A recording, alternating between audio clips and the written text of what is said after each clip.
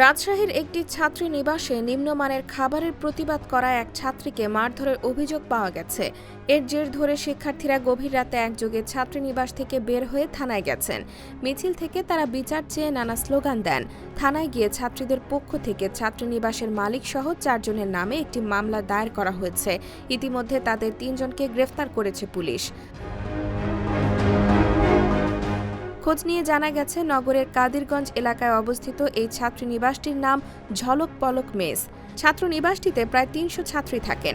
রোববার বেলা 11টার দিকে নিম্নমানের খাবারের প্রতিবাদ করার জের ধরেই ঘটনার সূত্রপাত। দিনভর ছাত্রীদের ছাত্রীনিবাসে অবরুদ্ধ করে রাখা হয় বলে তাদের অভিযোগ।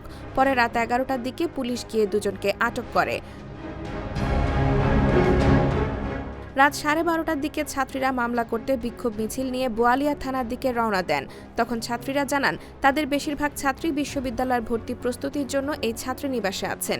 এই ছাত্রীনিবাসে টাকা বেশি নেওয়া হলেও খাবারের মান খুবই খারাপ।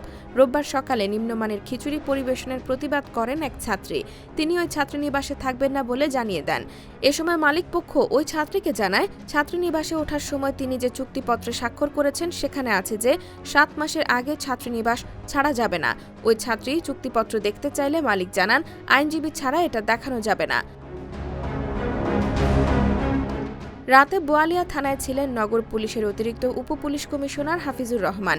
তিনি বলেন, ছাত্রীনিবাসটিতে মালিক ও মালিকের ছেলেরা এক ছাত্রীকে শারীরিকভাবে লাঞ্ছিত করেছেন, শ্লীলতাহানি ঘটিয়েছেন। খবর পেয়ে পুলিশ সেখানে যায় এবং 3 জনকে হেফাজতে নেয়। তিনি বলেন, রাজশাহীতে অনেক মেস, এটা আমাদের মাথাতেই আসেনি যে স্টুডেন্টরাও এরকম থ্রেটের মুখে থাকে। এটা এখন আমাদের নলেজের মধ্যে আসলো, আমরা সজাগ থাকব। কেউ এরকম ঘটনার মুখোমুখি হলে 999 বা থানায় ফোন করলে আমরা দ্রুত পদক্ষেপ নেব।